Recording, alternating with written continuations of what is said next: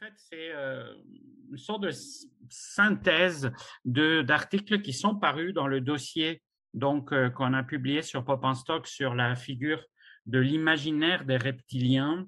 Et je vais tout simplement attirer donc l'attention sur quelques-unes des premières figures des reptiliens comme contribution à ce débat. Donc, radoter un peu, je pense que aussi, on a de moins en moins de temps de faire de la recherche, les profs, et finalement, on est bien tenu de revenir un peu sur nos dadas à un moment ou à l'autre. Donc, voilà, je vais sauter un peu, mais vous pourrez regarder, ça se décline sur une série d'articles. Et ici, c'est donc plutôt un survol de la question de comment on en est venu donc à représenter ces êtres. Donc, nous sommes envahis par les reptiliens, non pas comme le prétendent les conspiranoïaques depuis 3 décennies, par des créatures de l'ombre qui nous manipulent depuis les plus hautes instances qui régissent le nouvel ordre mondial, mais par le nombre croissant de ceux qui y croient.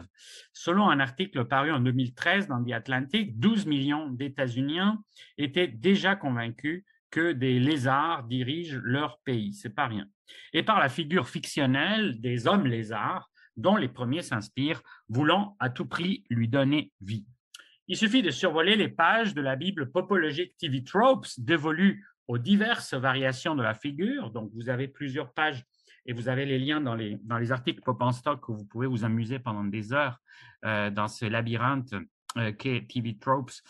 Donc, les articles Lizard Folk, voire Reptiles are Abhorrent, sans parler des Snake People ou des Draconic Humanoids, pour y voir décliner au bas mot plusieurs centaines d'itérations. Presque tous les cadres de fantasy avec des races de fantasy standards sont destinés à avoir un groupe de ces gars-là, lit-on dans l'entrée dévolue au Lizard Folk. Il s'agit d'une race civilisée ou semi-civilisée de lézards humanoïdes qui peuvent être des humains écailleux, des grands lézards bipèdes, des petits dinosaures et tout ce qui se trouve entre les deux. Malheureusement, ils font presque toujours partie des méchants et même quand ils ne sont pas toujours chaotiques et méchants, ils constituent généralement des antagonistes. La plupart des humanoïdes reptiliens entrent dans cette catégorie, à l'exception notable des lamias, des nagas et des gorgones, qui appartiennent généralement à la catégorie de la jante serpentine. Alors, dans TV Trope, chacune de ces catégories renvoie à des hyperliens, donc il y a un côté qui rappelle évidemment les hétérotopies telles que les avait évoquées Foucault à partir de Borges et de la réflexion de Borges sur l'encyclopédie chinoise où il y aurait différents types de créatures, etc., etc. Et donc une sorte de classification qui défie totalement les classifications encyclopédiques occidentales ou rationalistes. Et TV Tropes pousse cela très loin grâce à la technologie donc d'Internet. Et donc chacune de ces catégories que je viens d'évoquer, ça ouvre sur des hyperliens. Donc, ces reptiliens se divisent généralement en 2 types. Les grands types musclés et brutales, je cite toujours souvent d'apparence dinosaurienne ou crocodilienne, et le type plus petit, plus maigre et plus typiquement reptilien. Généralement le plus sympathique des deux, mais pouvant être à la tête d'une conspiration reptilienne maléfique. Lorsque les hommes serpents sont dotés de pattes arrière, ils ne sont généralement que des hommes lézards avec des crocs. Si on leur donne une culture ou une civilisation, attendez-vous à ce qu'ils vivent dans une jungle, un marais ou plus rarement un désert, qu'ils soient assez primitifs et tribaux et qu'ils utilisent divers reptiles plus grands comme bêtes de sang. De fait, ces reptiliens sont le plus souvent décrits comme, je cite encore, une race très ancienne, bien plus vieille que l'humanité. Dans ces représentations, ils ont autrefois régné sur le monde avant l'apparition des peuples à sang chaud, rappelant ainsi que l'âge des reptiles a précédé l'âge des mammifères. Dans ce cas, ils pourraient être considérablement plus civilisés, ou plutôt ils l'étaient dans le passé, mais sont maintenant à un fragment mourant et dégénéré d'une civilisation puissante. Comme les lézards sont exotiques, leurs civilisations ont tendance à être basées sur des civilisations réelles considérées comme exotiques. Au premier abord, cette obsession contemporaine a de quoi surprendre. Contrairement à quantité de monstres composites, dont on a déjà parlé, surtout dans ton introduction à l'autre colloque, homme-poisson, homme-crapaud, homme-chevaux, etc., ainsi de suite. Enfin, bon, toutes les combinatoires sont possibles. La figure de l'homme-lézard semble privée du riche pedigree qui remonte de ceci aux hybridations primordiales des anciennes cosmoganies, puisque c'est de ça qu'il est question dans toutes ces figures. Si les figures reptiliennes abondent dans grand nombre de mythologies, c'est sous la forme prédominante du type de l'homme ou la femme serpent. Du premier roi d'Athènes, Kékrops, à la foisonnante saga des Nagas hindous, en passant par Typhon ou le Tlatoc aztèque, les hommes serpents ou les serpents anthropomorphisés témoignent de l'évolution d'anciennes hiérophanies ophidiennes. La variante féminine est tout aussi riche de l'Échidna grecque, petite fille de la terre, génitrice de monstres célèbres tels que Cerbère, l'hydre de Lerne ou la chimère, à la Wadjet égyptienne, en passant par la Nuwa chinoise, qui forme un couple primordial avec son frère Fuxi, également serpentin. Plus circonscrite, la tradition connexe des hommes dragons constitue une sorte de sous-variante, spécialement chérie en Chine, Shenlong, les dieux dragons, etc. Donc, par ailleurs, l'Occident sera toutefois marqué par une démonisation progressive du serpent, associée au récit biblique de la chute, bien sûr, dont les représentations ultérieures fusionneront souvent en une même représentation Satan et l'animal tentateur. Sous l'influence iconographique des monstres ophidiens féminins de l'ère hellénistique, notamment les lamis, l'art chrétien va développer un curieux syncrétisme. Et John Bonnell a retracé dans un article extrêmement érudit les origines et l'évolution du motif du serpent édénique à tête de femme, dont l'illustration la plus célèbre reste celle de la chapelle Sixtine de Michel-Ange, et que l'on retrouve dès le XIIe siècle dans des textes comme Estor, Vincent de Beauvais, Guido delle Colonne, etc., et dès le XIIIe siècle dans l'art, 1280, Benjamin le Scribe. Donc, la célèbre représentation de la chapelle Sixtine, qui a donc nourri quantité d'interprétations absolument de toutes sortes. Et il y aurait tout un livre à faire juste sur les interprétations de cette scène dans la Sixtine. Outre le fait de la position extrêmement ambiguë de Ève par rapport à Adam, etc., etc. Le lien, évidemment, aussi avec l'autre grand geste des mains qui se rejoignent, qui est à l'envers. Donc, l'anthropomorphisation du reptile maléfique pouvait prendre des aspects résolument tératologiques, comme dans la surprenante tentation d'Hugo van der Goes qu'on vient de voir, antérieure aussi à Michelangelo, visiblement marquée par la tradition des bestiaires, dont continue à se nourrir l'iconographie monstrueuse contemporaine.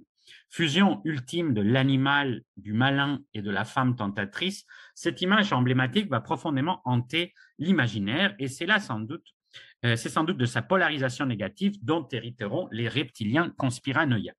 Elle entre aussi en résonance avec la tradition tout aussi riche de Lilith, bien entendu, associée à la lamie grecque dès la Vulgate du Ve siècle. Parent pauvre de ces monstrueuses mais prestigieuses créatures, le lézard semble, lui, condamné à une existence bien plus modeste, à l'ombre des grands systèmes symboliques et des récits mythologiques. C'est à peine s'il garde un vague écho de l'aura ophidienne. On pourrait considérer son symbolisme comme dérivé de celui du serpent, dont il constituerait une expression atténuée, écrivent Jean Chevalier et Alain Guillerbrandt dans leur célèbre et quelque peu trompeur Dictionnaire des symboles. C'est un grand classique de tous nos étudiants depuis des années, des décennies, mais en fait, bon, il faut quand même prendre ça avec un grain de sel. Il faut surtout aller voir leurs sources parce que c'est un peu un bric-à-brac, avec bien sûr le grand plaisir des bric-à-brac. On ne va pas bouder notre plaisir, mais c'est vrai que quand on veut analyser Rimbaud en utilisant la symbolique lunaire d'une tablette assyro-babylonienne, bon, il y a un petit problème de raccourci. D'où vient alors la promotion contemporaine de l'homme lézard? Comment a-t-on pu passer des hommes serpents des anciens mythes à cet hybride quelque peu cocasse? Parmi les rares chercheurs qui se sont intéressés à la figure des reptiliens, Barkan y voit une origine relativement récente et résolument pop dans le célèbre magazine pulp Weird Tales. Robert Howard, le créateur de Conan, y publie en août 1929 The Shadow Kingdom, récit de Sword and Sorcery, épée et sorcellerie, où l'Atlante coule, l'autre grande figure, combat une série d'hommes serpents métamorphes. Or, outre le fait que c'est encore une fois la prestigieuse symbolique ophidienne qui domine, ce n'est pas là le premier récit à mettre en scène des hybrides reptiliens affranchis des références aux mythologies anciennes. En fait, il y a eu une longue transition qui n'est par ailleurs pas entièrement finie, les deux formes continuant désormais des chemins distincts, où l'on est passé de l'hégémonie de la référence ophidienne classique à la forme moderne des hommes lézards, marquée non plus tant par une nostalgie des modèles mythologiques anciens, mais par une hantise de l'hybridation tératologique, qu'elle soit atavique dans les mondes perdus ou carrément extraterrestre dans la science-fiction. C'est ce que je voudrais rapidement évoquer dans le cadre limité de cette communication, me permettant de renvoyer à la série d'articles que j'ai écrits sur le sujet dans la revue en ligne Pop en Stock. Donc, les reptiliens sont parmi nous, enquête sur un mythe complotiste. Alors, je vais passer un peu vite parce que de toute façon, comme je dis, c'est dans les textes. Et juste un peu attirer donc votre attention sur quatre figures. La première, c'est ce que, à ma connaissance, serait la première mention d'homme lézard dans l'ouvrage très méconnu de Edward Fawcett, The Ghost of Guy Thurlow, publié en 1895. Étrange variation autour du récit de fantôme, chéri de l'époque victorienne et édouardienne, qui s'inscrit dans le sous-genre du voyage astral interplanétaire qui accompagna, comme l'on sait, l'engouement pour le spiritisme à la fin du XIXe siècle. Et dans son périple astral, Guy Thurlow rencontre au milieu d'un vaste catalogue de créatures intersidérales une population de lézards intelligents, vaguement anthropomorphisés. Et je ne vais pas entrer dans les citations, malheureusement, c'est ça qui est le plus savoureux souvent, mais dans les textes académiques, mais je n'entrerai pas dans le détail, vous l'avez dans les textes. Et il avance donc, on reconnaît dans son texte la rhétorique de l'altérité radicale qui va dominer l'esthétique extraterrestre. Et l'idée, c'est que non seulement ces êtres existent, mais là, je cite quand même, les lézards qui avaient acquis sur tous leurs voisins animés une préséance qui paraissait si extraordinaire à Guy, le voyageur astral, l'émerveillaient par le progrès social et intellectuel de leurs diverses nations. Physiquement, ils le repoussaient, même dans leur état avancé et hautement cultivé, bien qu'ils perçussent qu'ils avaient leurs idéaux de beauté, et ils ne doutaient pas que s'ils avaient vu l'une des formes les plus enchanteresses de la beauté terrestre, disons la Madone Sixtine ou l'Apollon du Vatican, ils l'auraient traité avec indifférence ou peut-être avec mépris. Et l'on reconnaît là donc toute l'esthétique et la rhétorique et l'imaginaire de l'altérité de ces créatures extraterrestres qui sont l'antithèse de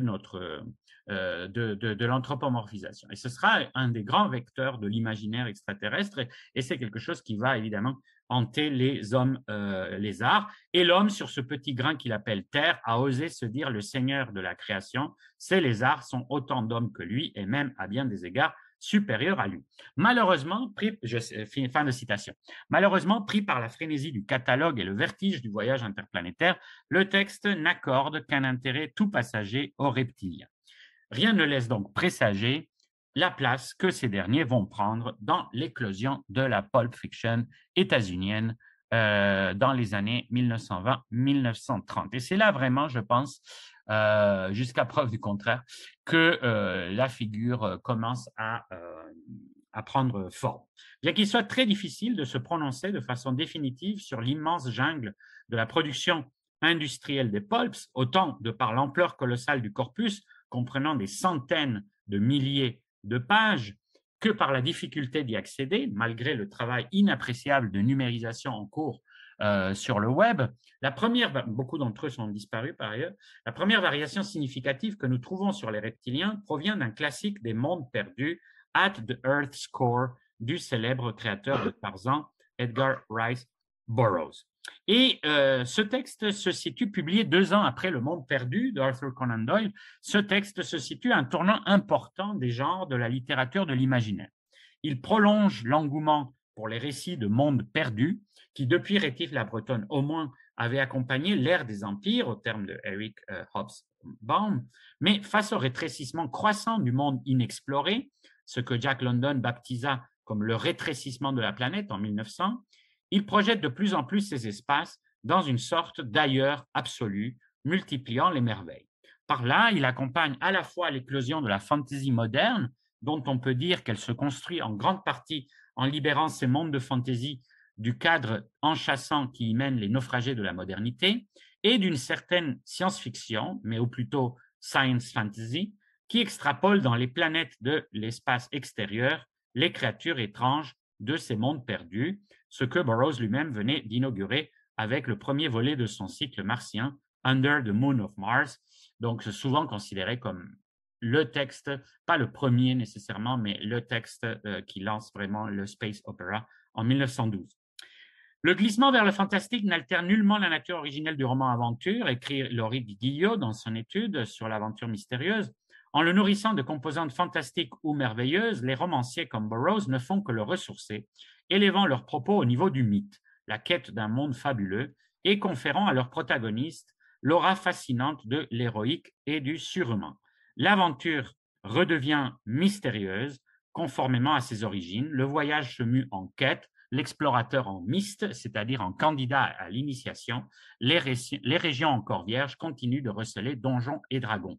Une installation plus ou moins contrôlée d'éléments fantastiques sera ainsi garante du renouveau du genre en ce siècle paradoxal qui voit s'amenuiser sur le globe les territoires du rêve et du mystère. Fin de citation. C'est dans ce contexte de réinvention du merveilleux traditionnel au sein du roman de l'aventure mystérieuse que se situe le premier volet du cycle consacré à Pellucidar, variation autour du mythe de la Terre creuse.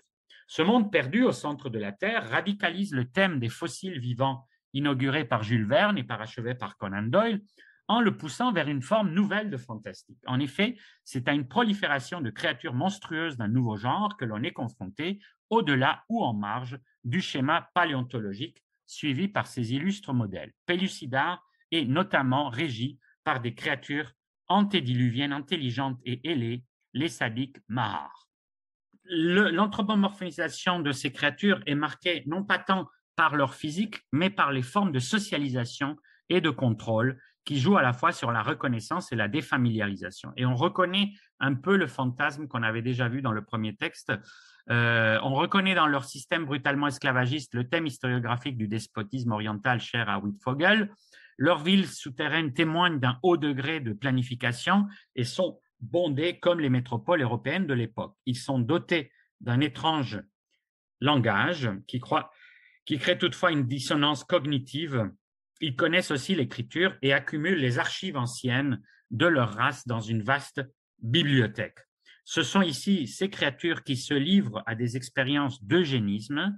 Ils ont provoqué l'extinction des mâles, devenus inutiles une fois leur rôle reproducteur remplacé par la chimie. Reflet de l'angoisse de l'époque à l'égard de la dévirilisation, marquée par le spectre des suffragettes, perçues comme des pionnières d'un retour au matriarcat, ce motif montre aussi la faille de la domination reptilienne. Il s'agira de se procurer le secret de cette formule secrète, évidemment, pour, je cite, placer les hommes du monde intérieur à leur juste place parmi les choses créées, donc pour réinstaller l'ordre anthropomorphique de l'anthropogénèse.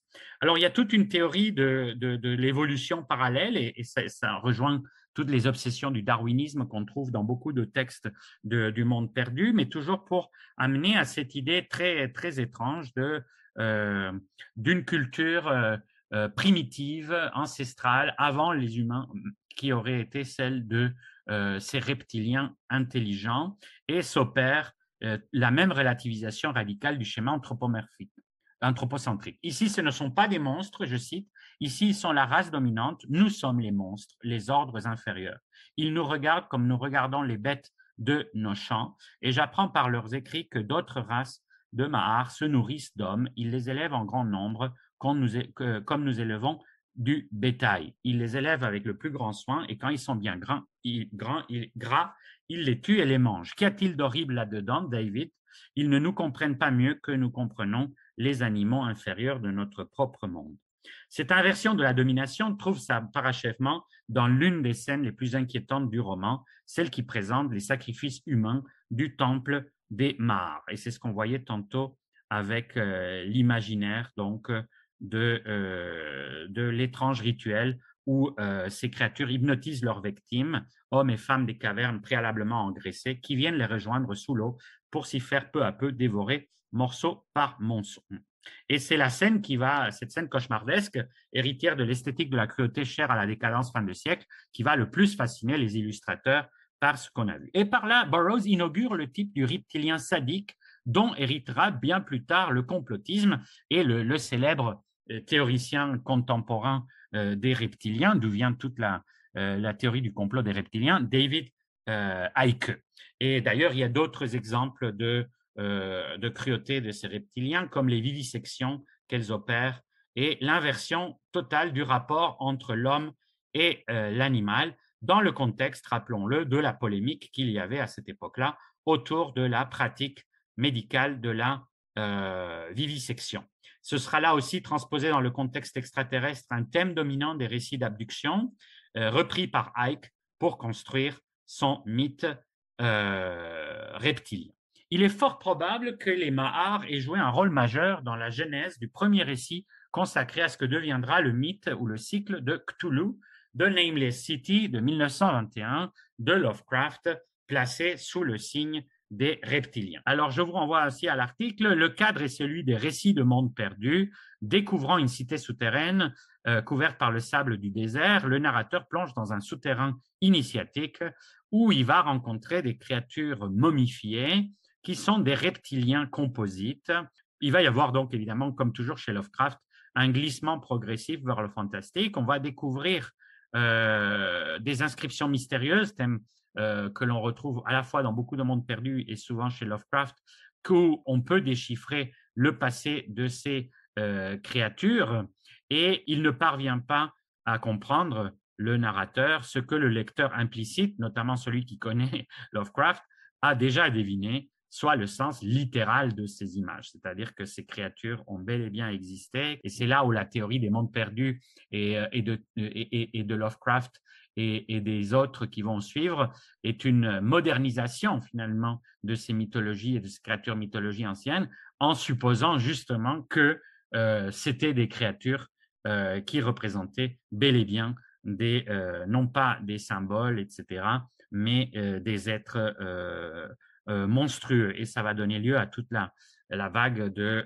du mythe des anciens astronautes, ou aussi appelés Ancient Aliens, des anciens extraterrestres, sur laquelle j'ai aussi beaucoup parlé dans mon dernier livre sur les monolithes et 2001 de l'Odyssée de l'espace et de l'espèce, justement, où je parle de ça.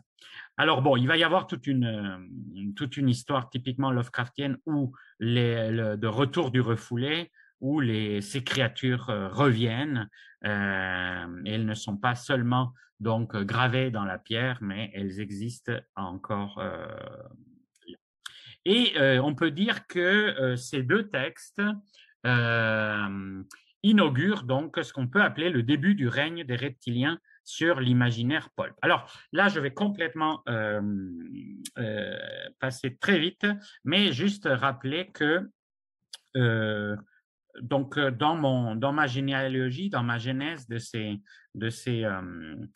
ces figures, il y aurait encore deux autres textes très importants, Cité engloutie et Monde perdu Lovecraftien, qui est parmi les premiers donc, textes que j'évoquais.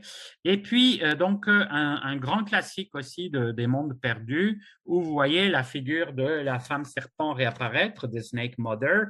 Donc, femme serpent qui a toute une mythologie à elle. C'est encore une fois elle qui fascine les illustrateurs dans les différentes couvertures consacrées à cette figure. Là, sans cesse, toutes les éditions devenues très cultes et souvent très chères aussi pour les collectionneurs, insistent sur la fascination de cette mère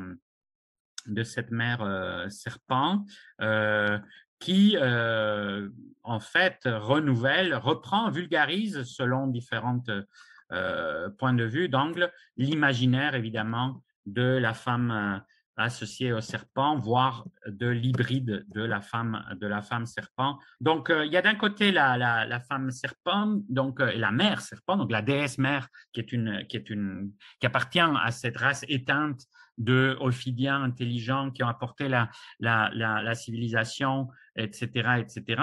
Et puis, il y a une autre créature moins illustrée, beaucoup moins, qui a captivé moins les illustrateurs dans le même texte, mais qui pour nous est très importante, ce sont les Urdes, donc qui sont des plus proches. Là, on est entre le batracien, mais dans le texte, c'est plutôt lézard. Donc, homme lézard, homme batracien, c'est encore un autre débat autour de ces créatures.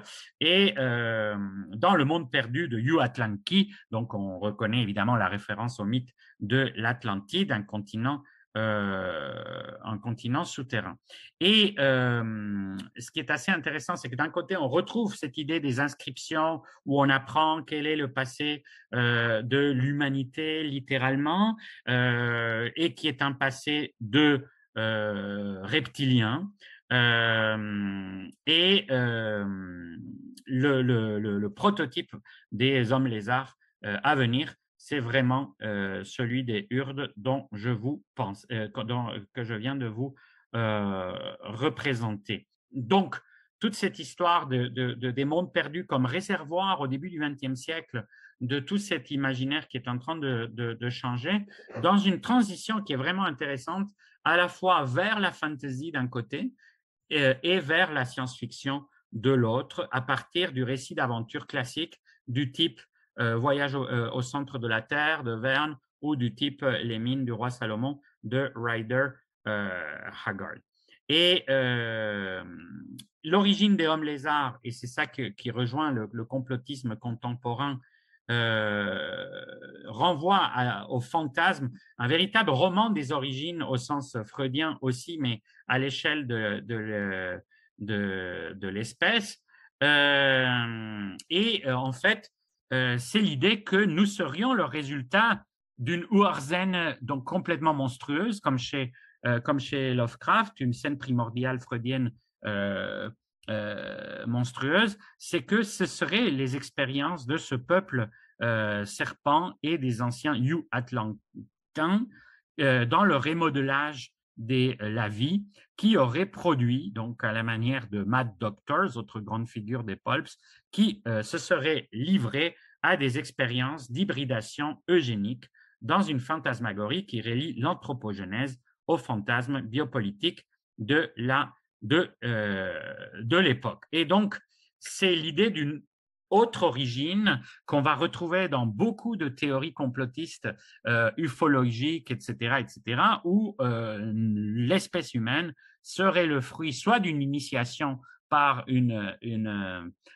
des catégories d'extraterrestres, soit le fruit littéralement de manipulation génétique. Soudain, Graydon semble regarder dans un tout nouveau monde d'un grotesque effroyable fantasmagorie de l'humanité jumelée avec les machines parfaites de la nature alors qu'elle est encore placée dans l'œuf.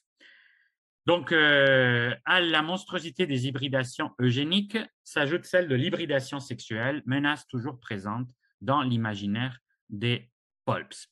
Et enfin, donc le dernier, le texte de Merritt va avoir une immense influence, ça va être un grand classique, ça va avoir une influence sur Le Seigneur des Anneaux, ça va avoir une influence sur plein de créations des littératures de l'imaginaire. Il va léguer au continent pulp et à la culture pop, qui en est largement redevable, un nouveau paradigme fantastique dont les reptiliens contemporains sont encore en partie héritiers. Mais le dernier jalon donc, de ces naissances de la figure du reptilien, c'est bel et bien la nouvelle de Robert Howard que j'évoquais tantôt de 1929. Alors, pour Barkun, c'est donc la nouvelle qui est fondatrice du type qui va triompher dans le complotisme. Techniquement, ce n'est pas faux, bien qu'il s'agisse d'hommes serpents et non d'hommes lézards, si l'on réduit les reptiliens complotistes à leur capacité d'assumer diverses formes. Car c'est bien là la modification essentielle qu'introduit Howard par rapport aux hommes lézards de Merritt ou les lézards intelligents de Burroughs, leur aptitude à la métamorphose et à l'infiltration. Au sadisme des Mahars et à la monstruosité des Lizardmen de Yu-Atlanki s'ajoute ainsi une composante qui s'avérera essentiel, la paranoïa. Un mois avant le krach boursier qui allait plonger l'Amérique dans la Grande Dépression, ce Texan hanté par la dépression clonique offre ainsi, sous les traits fantastiques des reptiliens, un des visages d'un symptôme fondateur de la nation états-unienne depuis les procès de Salem. Et je pense que je vais m'arrêter là parce que il y a toute l'analyse à faire donc, qui est assez intéressante. Et puis, un détail assez fascinant, c'est que c'est le texte de Howard qui va être utilisé par un type assez étrange qui signe Maurice Doréal, pseudonyme de Claude Diggins, qui va écrire un livret occultiste dans le circuit donc occultiste californien qui est en pleine croissance. Un texte donc occultiste en 1939 qui va présenter comme la tablette émeraude de Thoth l'Atlante, qui va présenter comme une tablette qui aurait survécu à l'Atlantide et qui donne donc pour la première fois le mythe des hommes lézards, totalement né dans les pulps, comme on vient de voir. Il lui donne un côté, une légitimité occultiste, et c'est de là que David Icke, bien plus tard, reprendra cette figure-là pour sa nouvelle fantasmagorie au tournant du millénaire, et que là, du coup, ça va devenir une croyance, donc, pour revenir au tout début de la présentation, que plus de 12 millions d'États-Uniens partagent en ce moment. Je vous remercie.